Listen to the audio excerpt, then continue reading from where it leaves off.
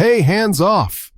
That the voice came sharp enough to cut glass. I turned, still holding the ring I'd been admiring, and found a security guard barreling toward us, his hand waving like he was shooing pigeons off a park bench.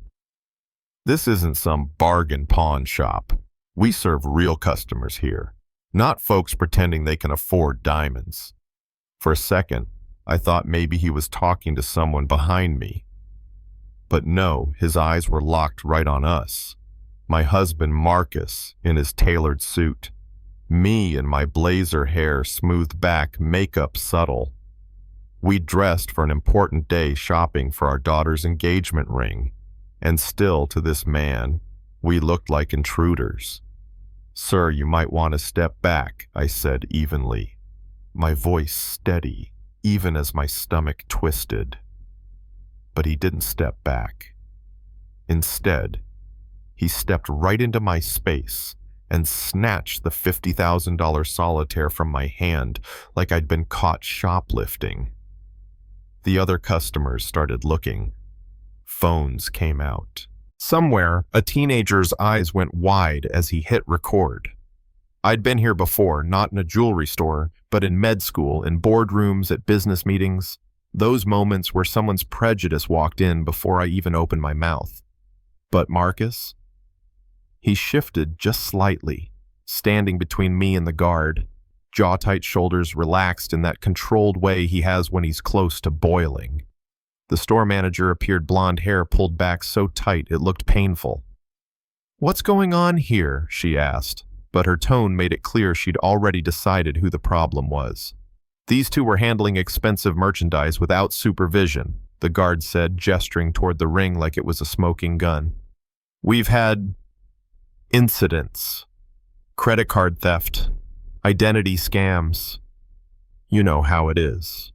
I heard the words, but what I felt was the slap him saying it loud enough so every single person in that store could hear. A woman by the watch display muttered, "They should shop somewhere more suitable." The guard smirked like he'd just scored a point.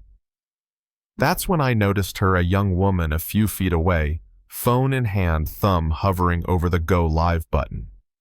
She mouthed, "You okay?" I gave the smallest nod. She hit record. The guard leaned in. "I'm going to need to see your credit cards and your ID. Multiple forms, please." "Why?" I asked calmly. "Has anyone else here been asked for multiple forms of ID?" The manager froze for just a breath before trying to cover. "It's policy when unusual customers attempt large purchases." Marcus's watch buzzed. I saw him glance at the notification, our acquisition meeting confirmed for 2:45 p.m., the parent company of this very store. My lips almost twitched. The guard must have thought our silence meant weakness. "Ma'am, open your purse for inspection," he barked. "We've had people conceal items." I stood straighter. "Are you accusing me of shoplifting?" My voice could have frosted the glass cases. He backpedaled, mumbling about suspicious behavior, but the words were already in the air and in the live stream. Then mall security arrived, 3 of them forming a loose circle around us like we were cornered suspects. The young woman's viewer count ticked upward on her phone, thousands now watching in real time. The manager made the mistake of saying it out loud. "People like you have to understand. We cater to a certain clientele. People like you." It was almost funny if it wasn't so predictable. Marcus looked at me and I knew we were thinking the same thing. This was about to become the most expensive mistake they'd ever make. "Zoe," he said, glancing at his watch, "we've got that meeting soon." The manager narrowed her eyes. "What meeting?" I pulled out my card case slowly, like I was drawing a blade. "The meeting where we finalize purchasing your parent company." Her mouth fell open. The guard's face went pale, and right on cue, my phone rang, speaker on. "Ms. Carter, this is Robert Stanton from Stanton Jewelers Corporate. Are you and Marcus still planning to attend the 2:45 board meeting? We have the acquisition papers ready. The store went dead silent. All you could hear was the hum of the air conditioning and the furious tapping of the live stream chat. "Yes, Robert," I said, eyes locked on the guard. "In fact, we're conducting a preliminary inspection of one of our locations right now. Very illuminating." Marcus pulled out his phone and started filming too. The manager stammered something about a misunderstanding. I slid my laptop from my bag and turned the screen toward the camera's financial document stamped "Confidential, $842 million acquisition." Effective 18 minutes ago, I said we have full operational control, which means we also have authority over personnel. The guard swallowed hard. You really own this place?" I tilted my head. "Because I'm black, you find that hard to believe." The young woman's viewer count hit 15,000. Hashtags were already trending. I read them out loud just to twist the knife. Had jewelry store racism. Carter takes control. I opened the company handbook page marked, "All customers will be treated with equal respect and dignity, regardless of race, ethnicity, gender, or perceived economic status." You violated this policy. You violated federal civil rights law, and you did it on camera. The guard started in with, "I didn't know who you were." That's the problem, I cut in. You didn't need to know who I was to treat me with basic respect. You saw black and assumed criminal. The manager tried offering diversity training, new procedures, anything to keep her job. Marcus just shook his head. You don't need training to treat people like human beings. By then, federal complaint filed. Case number scrolling across my phone screen for everyone to see. Violation of Title II of the Civil Rights Act, I said. Penalties include criminal charges and civil liability. The FBI Civil Rights Division wanted an interview. The local news was outside. The live stream. Over 30,000 viewers and climbing. I looked at them, guard manager, even the mall security, and said, "Your employment status is terminated. Effective immediately. You can't..." The guard started, but Marcus cut him off.